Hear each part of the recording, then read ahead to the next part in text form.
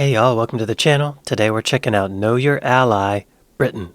Apparently this was created by the War Department of the United States so that the troops could get to know the history of Britain.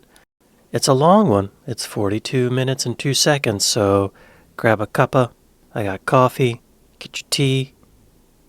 Let's settle in. Let's check it out.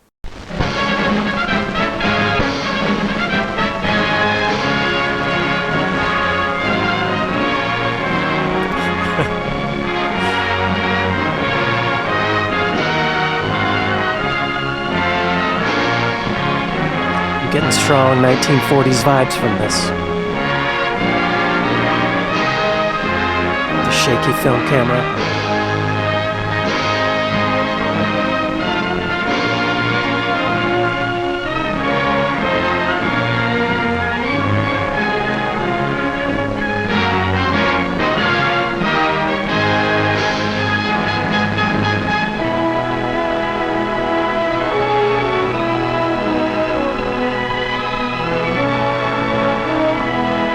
I like that. We stand or fall together.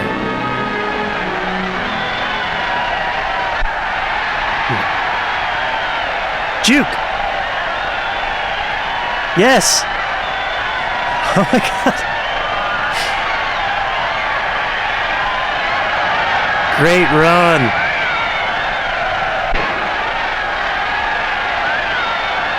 Don't shoot a gun next to your head. The man who made that touchdown, it was won by a team, and every man on the team had a share in winning it. That's right. We're playing another kind of a game now, only this one isn't for fun. It's for keeps.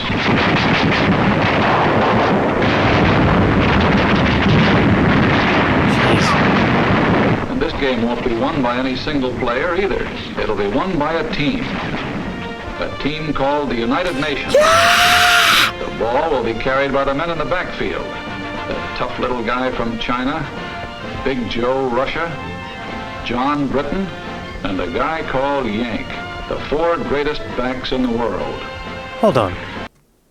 Isn't this bad in the UK? Or is it... So let's take a look at the men who carry the ball with us. Who are they? How do they live? What makes them tick? Let's start with the one that's toughest to understand. What makes them the tick? one we know just enough about to confuse us. John Britain. Here's where he lives. A little island no larger than the state of Idaho. Oh. 500,000 people live in Idaho. 96 times that many live in Britain. Wow. The Nazis and the Japs scream about Lebensraum, living space. But there are more people on a square mile of Britain than a square mile of Germany or Italy or Japan. Wow. More congestion than practically any place on earth except the New York subway. Really? Or a sardine can. And that's a clue that explains a lot about John Britain. We build front porches on our houses because we didn't want to miss the chance to see our neighbors. But John Britain hides himself in a little box and plants a hedge around that to make sure he doesn't. Really? Living that close to neighbors, Well, privacy is part of the pursuit of happiness. I live in Los Angeles, and there are a lot of houses with those bushes like that. Yeah, I guess times have changed. And in the sardine can called Britain, they learn to get on with their neighbors. They have to. He's too damn close. That's why they have so little crime in Britain. Believe it or not, even in wartime, the British cop does not carry a gun. Nice. Nor does the professional crook. And in 1926, when the world heard of this stoppage of work in Britain, that industry, transportation, the whole life of the country had been paralyzed by a general strike, it was still more surprised next day to learn that the strikers were playing football with the cops. You can only understand that if you live in a sardine can. The second clue to this guy on our team. No part of Britain is more than 100 miles from the sea.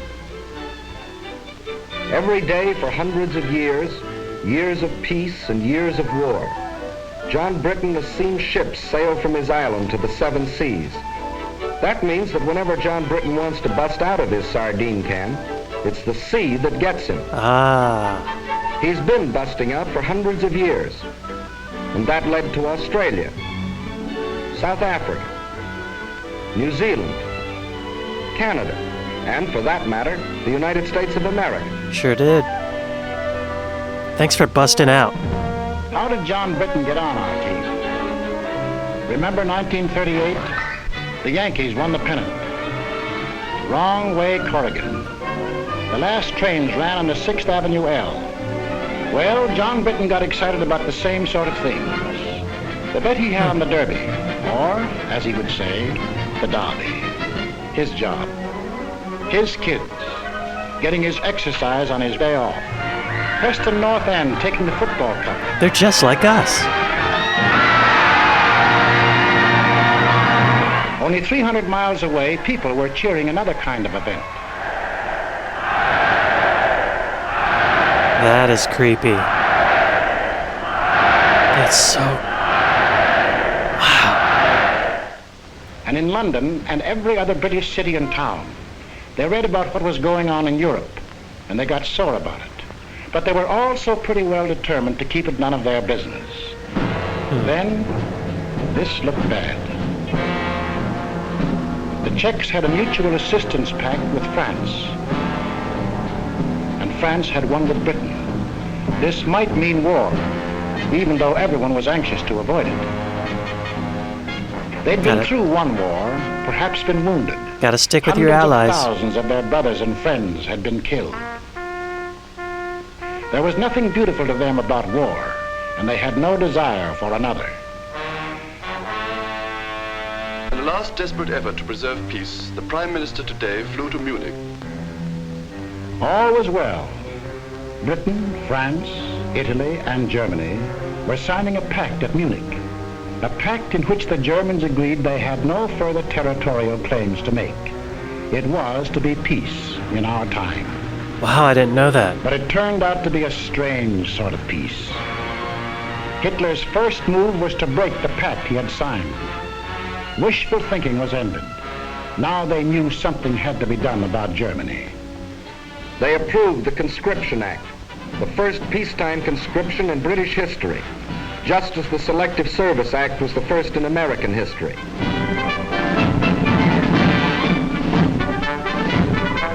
The British had put their cards on the table. They had, in effect, said to Hitler, "That's enough. If you go into Poland, we'll fight." Hitler smiled. Like other would-be conquerors of Britain, Philip of Spain, Napoleon, Kaiser Wilhelm, he thought he understood the British. He didn't. The sleeping lion began to wake up.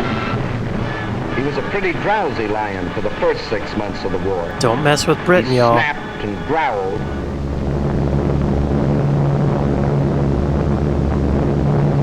But he dropped more leaflets than bombs. He hoped that common sense would return to the German people and that they would throw out Hitler and the German warlords. You would think something like that would work. Instead,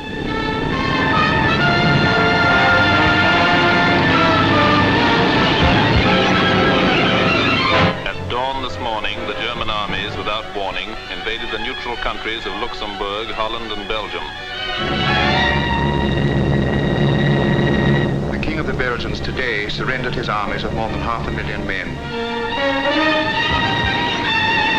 Marshal Pétain, as French chief of state, has asked for an armistice. The issue in France is ended. Britain was alone. Czechoslovakia occupied, Poland defeated, Denmark gone, Wow. Norway gone, Holland, Belgium, France gone. That would start to get really scary, I think, if you were living in that time. Of course, now we have hindsight and we know that the Nazis fell, but when this is going on, it's hard to imagine what that must have felt like. I mean, wow, scary. And did they know that the Holocaust was happening at this time yet? I feel like we didn't know that that went on until towards the end. Curious, weird, scary. Alone. Czechoslovakia occupied, Poland defeated, Denmark gone, Norway gone, Holland, Belgium, France gone. Only Britain now. Britain was alone. Do it, Britain. Hitler considered the war over. Everybody considered the war over except the British. At the 11th hour, the lion was finally aroused. Yes! We shall defend our island, whatever the cost may be. We shall fight on beaches, landing grounds, in fields, in streets, and on the hills. We shall never surrender. Is that Winston Churchill's real voice? For a year, they took everything that the Nazis could throw at them. For one solid year, from June 1940 to June of 1941, they were the only major power fighting the greatest war machine in the world. I didn't know that. Wow, a whole year? I know England got bombed like crazy. I didn't realize it was for a whole year, and they were the only ones fighting for that time. That's... wow. Congrats, Britain. That's impressive. Oh my gosh. I had no idea.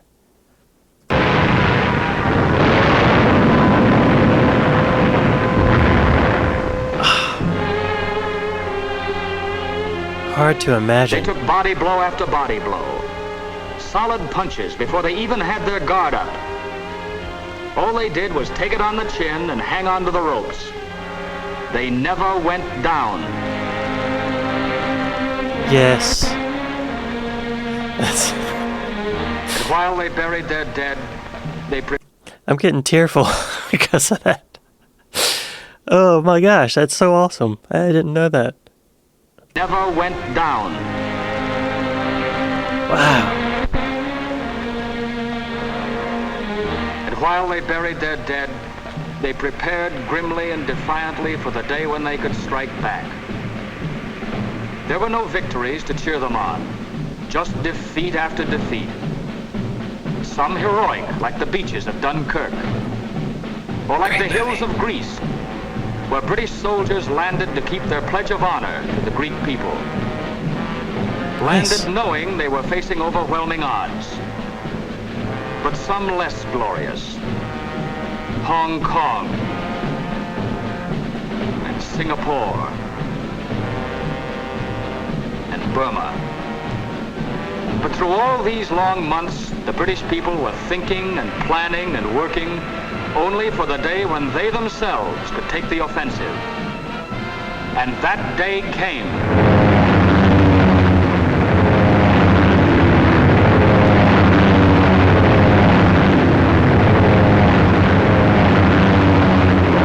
Get 'em.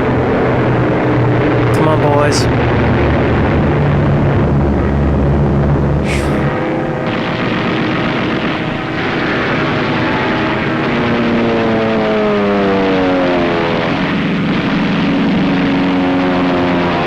Is that real footage?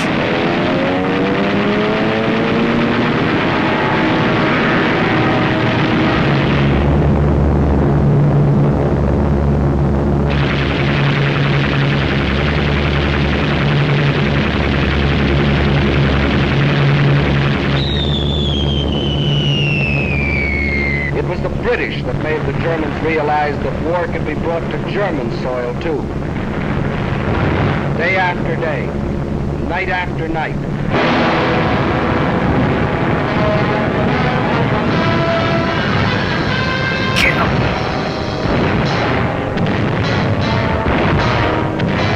Yes.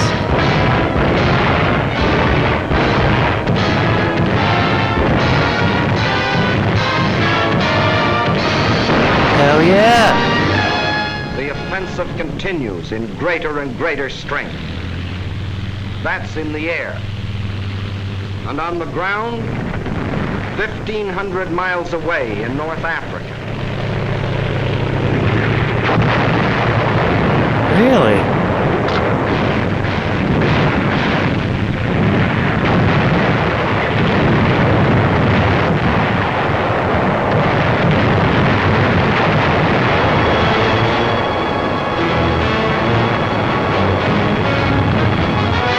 North Africa.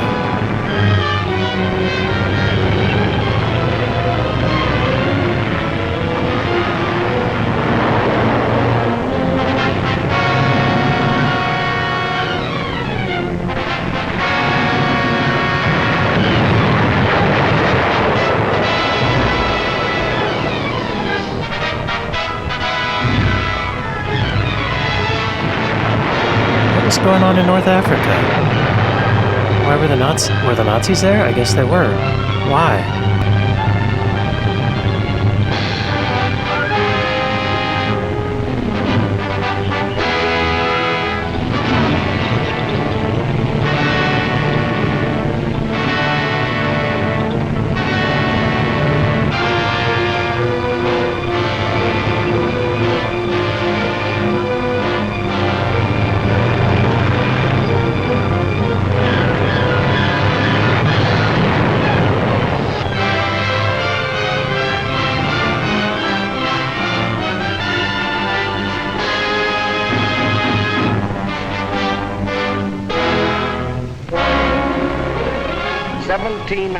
Miles in 122 days. 1,700 miles of sand and wind and enemies. Once more, the people of Britain heard their church bells ring.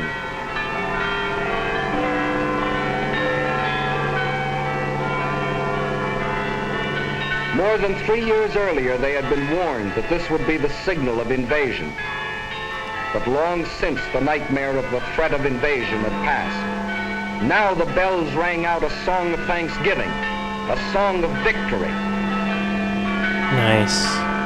Well done. What a sacrifice.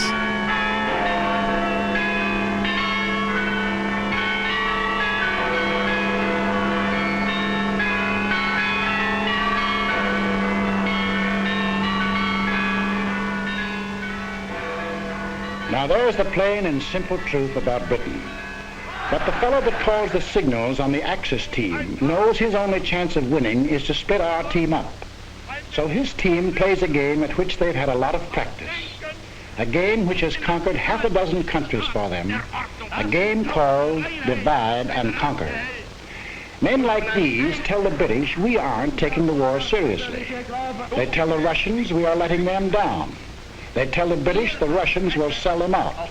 And they tell us... It is manifestly ridiculous for the warmonger Roosevelt to tell the American people that they have anything in common with the British. On the contrary, they are different in every respect. What? Well, there are differences, that's true. We're the same. For instance, we drive on the right side of the road. But in Britain,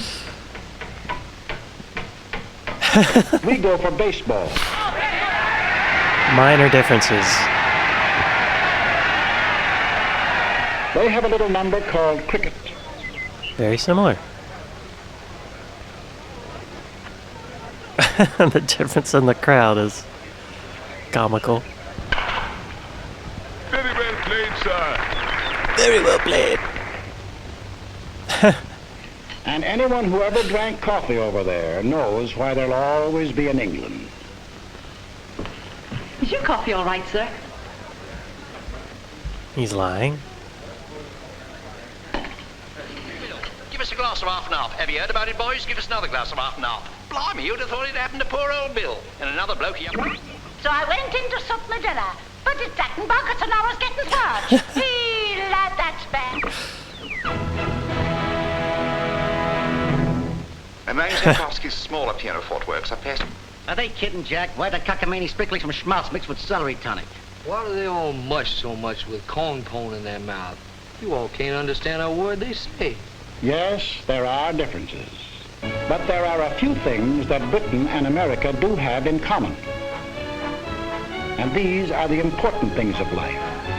A little thing called a free representative government. We call it Congress. They call it Parliament. Hell yeah. A little thing called freedom of speech. No, in the next war, you've not got to go to it. They'll bring the war to you. And the thing is, if you take a tip from me, go and live at the Dorchester, because the trenches are just outside. This meeting is called under the auspices of the American Workers' Party, an organization dedicated to the organizing of the working class of America. Freedom of the press. Freedom of religion. These are all very important things. But all these things are the common heritage of John Q. Public and John Britton. 700 years ago, their ancestors fought for the Magna Carta. No one will we deny or delay right or justice. 300 years ago, the Petition of Right. No man shall be compelled to yield any tax without act of Parliament. These principles came to our own country with the earliest settlers, and from them developed. Congress shall make no laws respecting an establishment of religion or prohibiting the free exercise thereof. Very similar. Or abridging the freedom of speech or of the press or the right of the people peaceably to assemble. We may make gags about each other's accents, but we speak the same language of freedom. Even during the American Revolution, when we were at each other's throats, the Earl of Chatham was free to say about us to the British Parliament, "You cannot but respect their cause and wish to make it your own." And that is why in the heart of London, alongside his great naval hero, Nelson, John Britton has put George Washington. I didn't know that. And in Parliament Square, the most sacred spot in the British Commonwealth of Nations, Abraham Lincoln. What? You guys. Hitler doesn't like this kind of talk. That's His job awesome. is to sell the British that we're Tearing a up nation of again. money grubbers. And Wow. gangsters. That's really cool. While in the next studio, he is selling us the idea that the British are gutless and dopes. The John Q. Public and John Britton are entirely different. All right, Hitler, where are these miners? Wales or West Virginia? These farmers, Devonshire Same. or Wisconsin? We're the same. These steel workers, Sheffield or Pittsburgh? These children, American or British, they live in lands which share the same hopes, the same ideals, and unlike the poor children of Germany, in lands where the truth is free.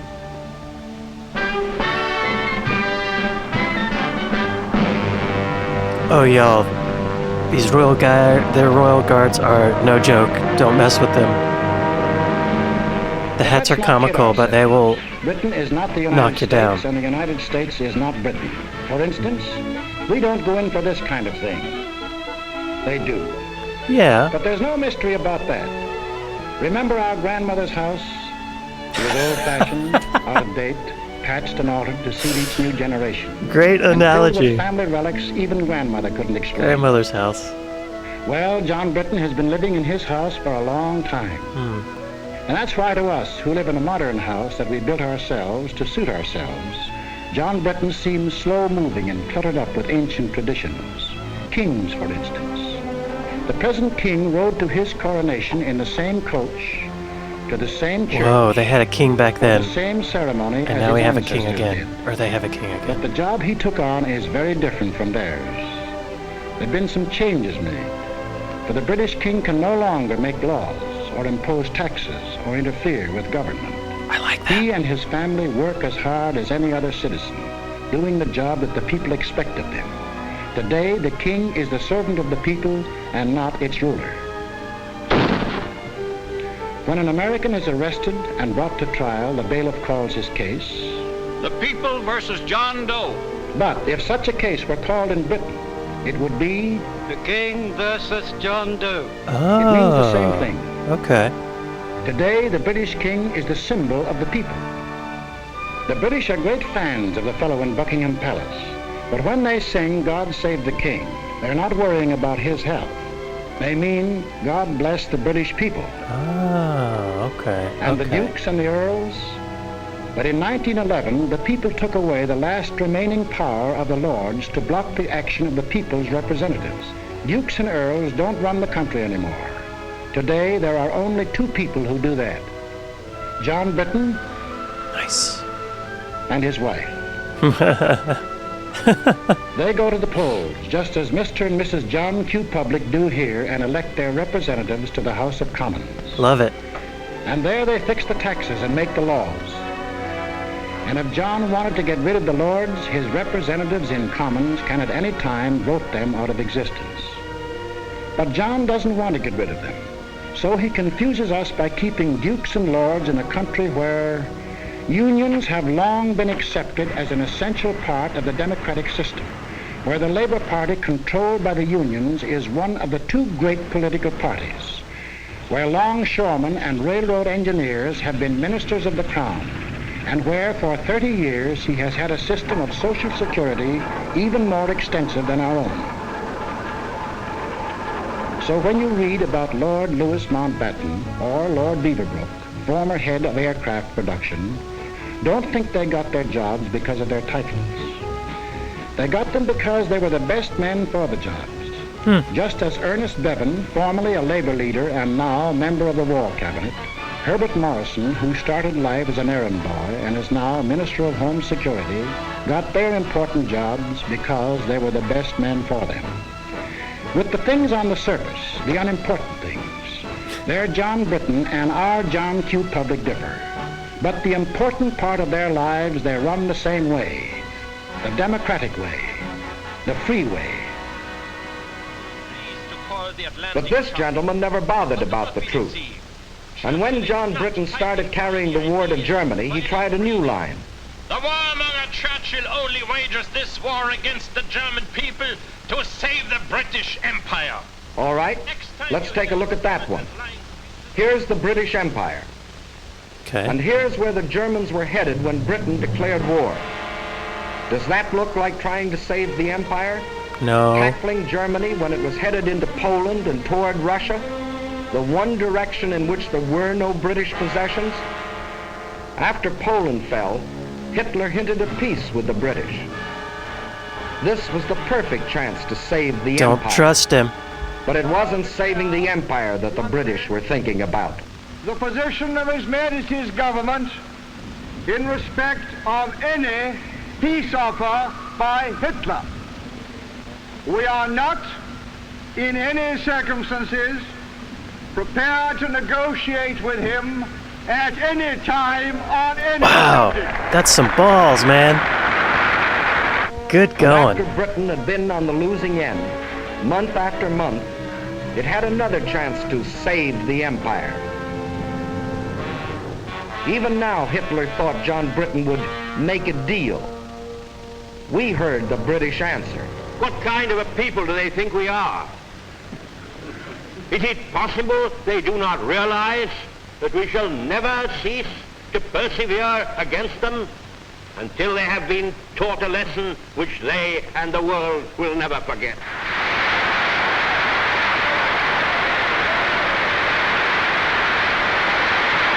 Get him, man. Now let's take a look at this British Empire. The freedom we fought for in 1776, Britain has since freely given to Canada,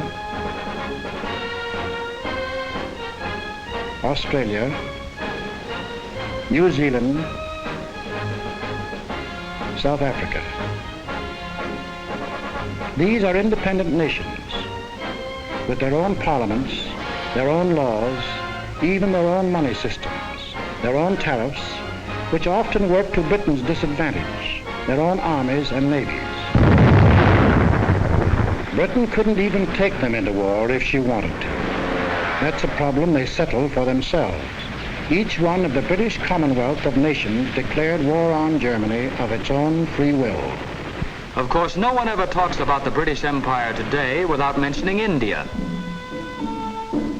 And men of goodwill in Britain as well as other countries have been outspoken in their demands for Indian freedom. For no man who believes in democracy can support foreign rule of any people. There are things that many of us do not know about India. For instance, that India pays no taxes to Britain, either directly or indirectly. That the Indians fix their own tariff laws, frequently to Britain's disadvantage. That of the Viceroy's Executive Council, 11 of the 15 members are Indians. And in the courts, 10 of every 11 judges. Furthermore, that no Indian is ever conscripted for service in the Army and Navy. It was voluntary enlistment that raised the Indian Army from 170,000 at the outbreak of war to 1.25 million today. Wow. And on the subject of India, listen to the words of Field Marshal Jan Christian Smuts. He fought against the British 40 years ago, was defeated in his fight, and still became the leader of one of the British Commonwealths of Nations, Prime Minister of South Africa. India, if she will, can be free in the same way and by the same means as Canada, Australia, and Is New that Orson Zealand Welles? are today free sovereign states. Their peoples worked out a constitution for themselves. The same course is open to India. if the peoples of India will agree about the terms of a free constitution. Freedom isn't a thing that can be imposed from without. It can only be created from within. The Indians have a responsibility to reconcile the differences that exist in the vast Indian population with its 100 different languages, its dozens of different religions. 100 different languages. And on March the 11th, 1942, the British government placed itself on record and promised full self-government to India if India will work out a constitution that will satisfy its people after the war is over. But during this war, military leaders agree Allied troops are needed in India as an effective bloc by the democratic world to keep the Nazis and Japs from uniting. Further, India provides the bases for United Nations bombers to get at the Japs in Burma. In other parts of the empire, too, democracy stands on guard. If it wasn't for the British at Gibraltar, Malta, Cyprus, Suez, Alexandria, and they're hanging on to them regardless of the cost, and their drive across Libya to Tripoli, there would have been no American landing in North Africa.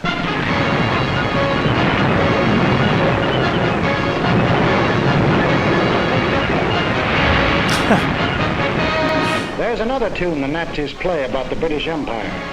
The British are sitting back, letting others fight the war for them. Ooh, we know that tune very well. Britain will fight to the last Australian or Canadian or New Zealander. The truth that thousands of Canadians and Australians and New Zealanders have gallantly fought and gallantly died in Crete, in Greece, in Libya. But there's something the Nazi mouthpiece leaves out, something pretty important. Out of every 10 inhabitants of the British Empire, 1 comes from Britain. But of the casualties suffered so far in this war, 7 out of 10 were born and raised in Britain. 1 of 10 in population, 7 of 10 in casualties. Wow. And in the air, of the planes flying with the RAF in Britain, 2 out of 3 are manned by crews from the island. And of the planes on the overseas fronts, the Western Desert in Africa and the rest, 4 out of 5 are manned by boys from Britain. And then there's a little thing called the British Navy. From 1588, when it licked the Spanish Armada, to 1940, when we got moving on a 2-ocean navy, the greatest battle fleet in the world. Wow. That, too, is manned almost entirely by men of Britain, the little island in the Atlantic, an island of seafarers. That's and impressive. The British Merchant Navy, still the greatest merchant navy in the world, in spite of all that Hitler can do. Men from every British town and village in the stokeholds of 10,000 ships, on ice-coated decks, in grimy engine rooms, men who have been torpedoed twice, 3 times. Terrifying.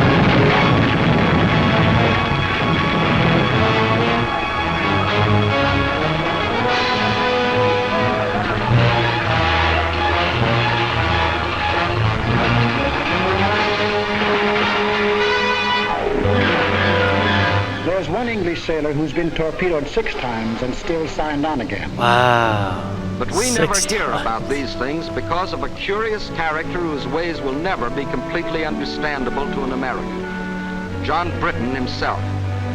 He has an idea he shouldn't talk about himself and what he does. He calls it bad form. We call it damn silly. He'd say of a Spitfire, "Oh, she's not bad, little kite." I admire that. This man, the boss of the German Air Force, can tell us that the Spitfire has been the most deadly fighter in the world. Modesty. We certainly need an interpreter when this happens. Hello, Bob. Had a good trip? Oh, all right. All right. Except that he spent 2 days in the icy waters of the North Atlantic after being torpedoed on the way to Murmansk. I saw a World War I documentary, I think it was World War I, made by Peter Jackson, and it was made up of a lot of interviews of British soldiers from that time. They were all very matter-of-fact about the whole thing. They're talking about having tea in the trenches, just kind of taking things as they come like an everyday occurrence. It's very interesting. It's a similar outlook that I'm seeing from this. They're very modest. I guess that's a British trait. I admire that very much. Hello, Bob. Had a good trip? Oh, all right. All right, except that he spent 2 days in the icy waters of the North Atlantic after being torpedoed on the way to Murmansk. See this man? His name is Whitton Brown. And this man, believe it or not, is the first man who flew the Atlantic non-stop. In 1919, 8 years before anyone else, he and John Alcock flew non-stop from Newfoundland to Ireland. But as usual, the British let it go at that, and Whitton Brown went back into obscurity. There's nothing wrong with John Britton that a correspondence course in showmanship wouldn't cure. For a moment, imagine that you're not American, but British. You'd still be in uniform. For in Britain, every man between the age of 18 and 41, unless he cannot be replaced at a vital workbench, is already in uniform. Oh, no. Your old man, too. He's had to quit gassing about the last war, for they're now starting to draft men up to 51. Oh, my gosh. Dependents or no dependents. If you've got yourself into this mess, your draft board will say, "Frightfully sorry, old chap, but you're in the Army anyway." And your kid's sister, if she isn't a sailor, or in the Air Force, or the Land Army, or a ferry pilot, or in the fire brigade, she's probably in the Army. For they've drafted unmarried women up to 30. And even if she's married, every woman up to 41 can be drafted to work in war plants. And it's a real draft, for 8 million workers, men and women, can't quit their jobs or be fired without government permission. Britain is only 20 miles from German guns and German planes. Everybody, man or woman, young or old, is in the front line. Yeah, I guess so.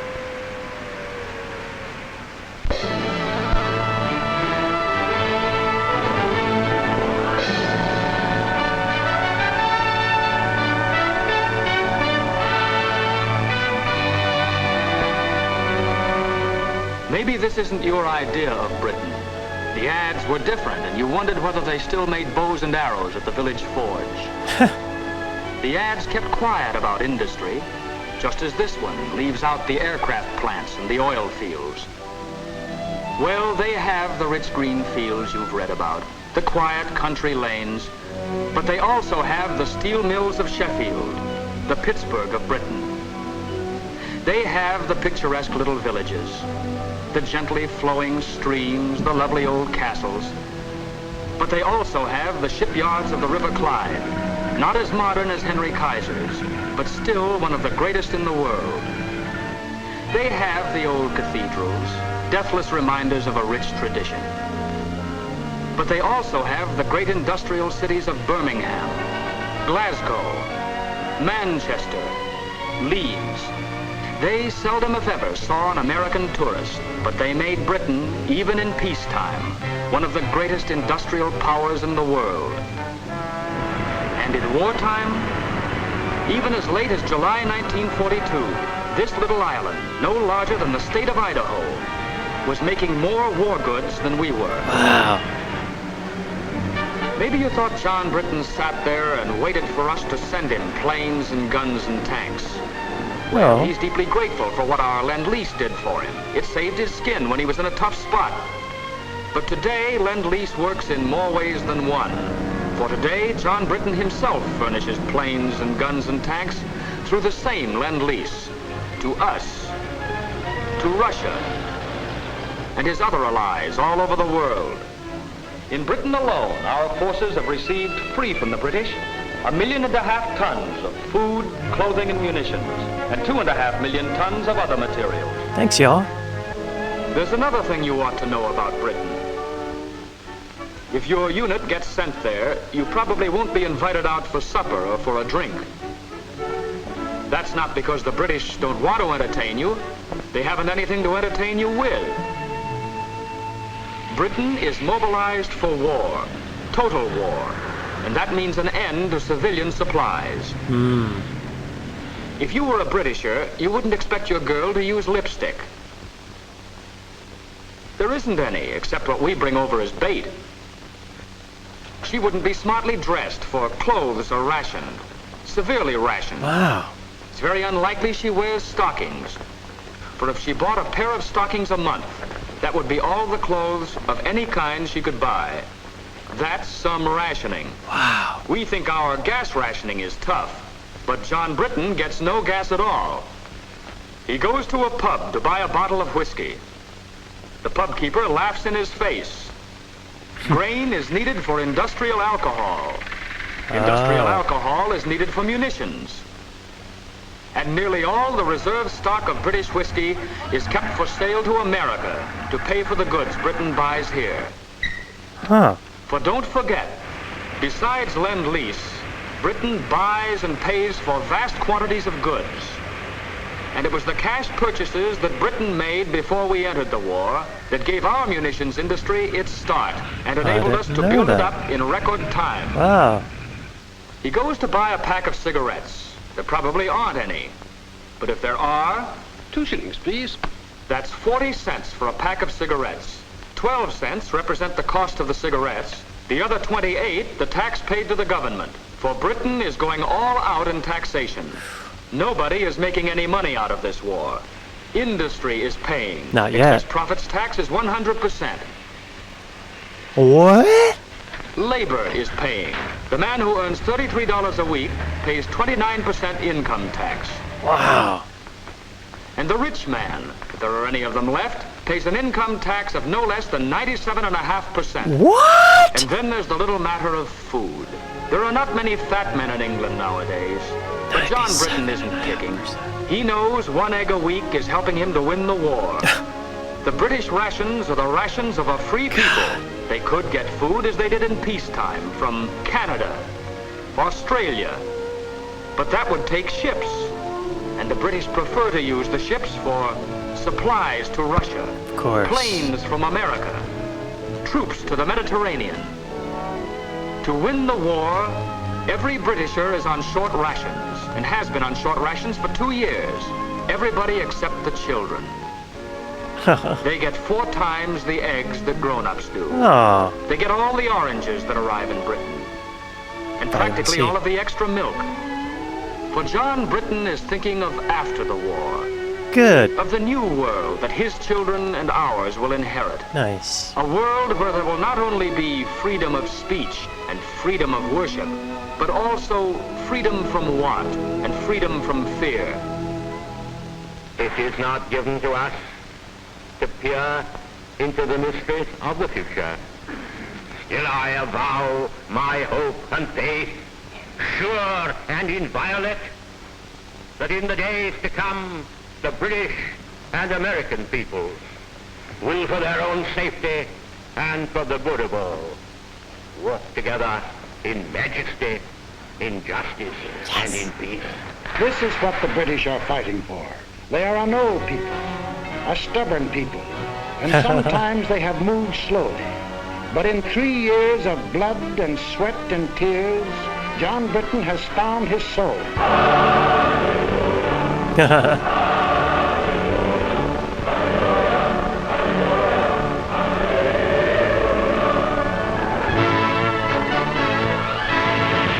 Now he is tough. Now he is determined, and now he knows where he is marching, to victory and to a new world. He's a good man to have on our team.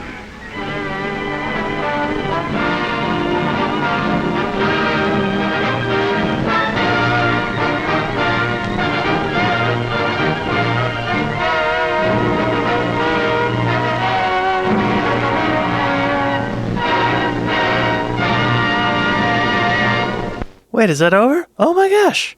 That was 42 minutes. It went by so quick. That was amazing. I teared up a couple times. I had no idea. Or maybe a little bit of an idea. They're just like us. You're just like us. We're the same. Wow, that was really inspiring. I enjoyed that. I didn't expect that to be as good as it was. I feel such a strong brotherly love with the British now. Oh, man. It's crazy to think that the British were the only ones fighting Hitler for a long time. I do remember that the United States didn't get into World War II for a long time because it was very unpopular. The people didn't want to be in a war. But I think it was Pearl Harbor that got us in. At that point, we said, oh, we're in this now, whether we like it or not. What a great ally. What a great relationship between the British and the United States. I love y'all. Thank you for all you've done. About the Kragan. All right. Okay. I feel so endeared to you now, even more than before. This was wonderful. Thank you all for recommending this. If you have any other suggestions, let me know in the comments. Cheers. See y'all next time. Bye.